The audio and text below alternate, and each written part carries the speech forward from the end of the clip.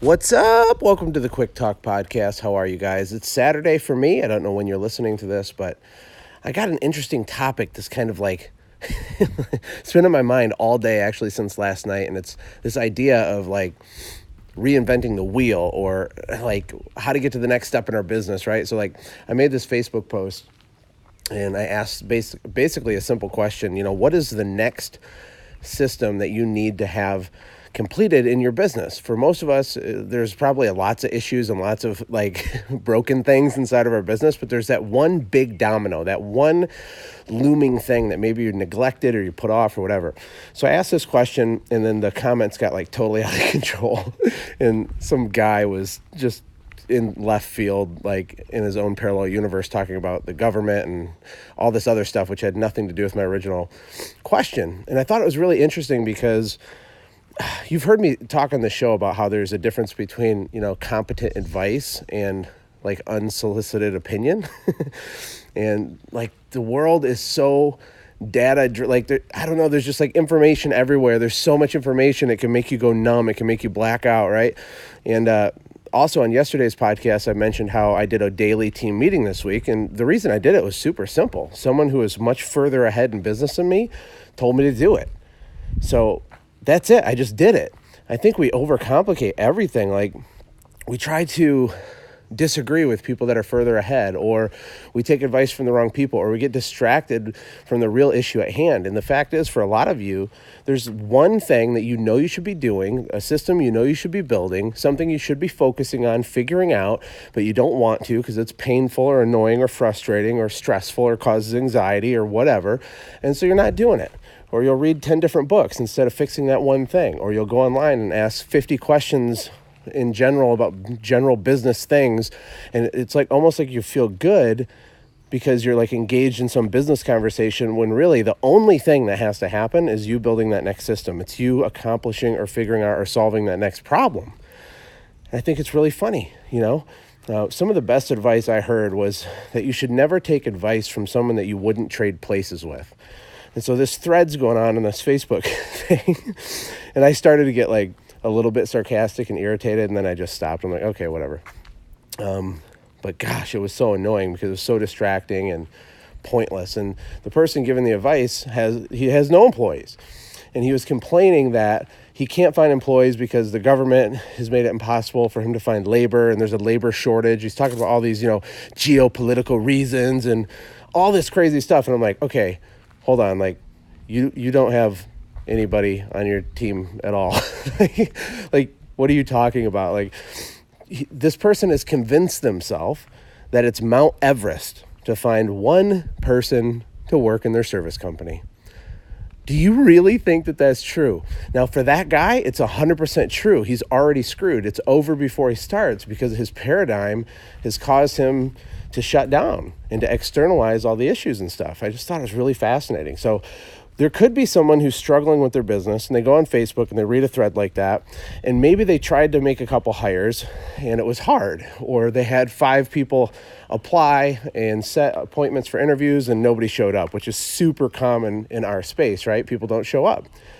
So then they read a thread like that and they think, oh my gosh, that's the problem. Yes, there's a labor shortage. That's why I can never have my hopes and dreams come true. That's why I can't build the business of my dreams. That's why I can't get what I want.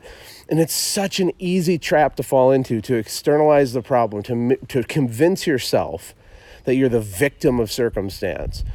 On the one hand, it makes me chuckle. On the other hand, it's actually super sad. But I don't want the good people that listen to this podcast to fall into that trap. And it's easy to, especially when you do try to build a system, or you do try to grow your team and it doesn't work. Or you hear me preach about how sales and marketing is the foundational cornerstone of all successful ventures. And then you do a little marketing, you do a little paid ads, like you venture out, you spend money that you're scared to spend, and it doesn't work. And so you have basically 2 paths that you can choose at that point. You can say, oh, it doesn't work in my area, or boohoo for me, or Josh was lying, or whatever. You can externalize it and crawl into your turtle shell and not grow, or you can go deep and figure it out.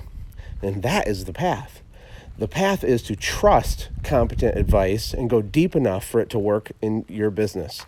And when I got the advice from Alex to do the daily meetings, I honestly, like my gut reaction when he was talking to me was like, no, I don't think so. Like, I don't know. I don't think I need that, right? Like, that's too much. I don't need to do that. But as I thought about it, it took me a minute to digest it. But even before the end of the night, I realized it's a complete and utter waste of time to question anything that he said, because he understood my business. He understood the backstory. He had context. He was giving me competent, qualified advice coming from a position of much more success than I've had, much more experience. So that's it. End of story. End of discussion. I just did it. Boom. Execution, right? So whatever it is for you, excuse me, whatever it is for you, that's where your head has to be at. Execute. If it doesn't work, it's not because the advice was bad. It's because you didn't do it right. You didn't go deep enough. You didn't do it long enough. You didn't do it the right time. You didn't use the right words. Like, there's all these little micro calibrations you'll have to make to dial it in, but it will work. It will work. There's nothing standing in your way other than you. And yes, technically there are, some like labor shortages or whatever, but it's utterly irrelevant to that guy. And it's utterly irrelevant to almost everybody that's listening to this, because if you think that's your problem, it's because you're avoiding admitting what the real problem is. All it means is that things shift and change. Unemployment is super, super low right now. The economy is crushing right now.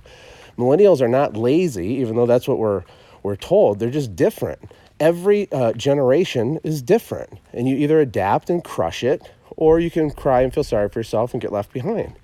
You have to become a marketer for employees. You have to be somewhere worth working for. Why isn't that in people's head? Who are you as a leader? Who are you as a boss? What opportunity are you offering? Like, you can't run ads anymore that say, labor job, $10 an hour, must be drug-free, call now. Like, that's not going to work. It's not going to work. And the people that haven't figured that out are going to have more and more frustration when it comes to team building.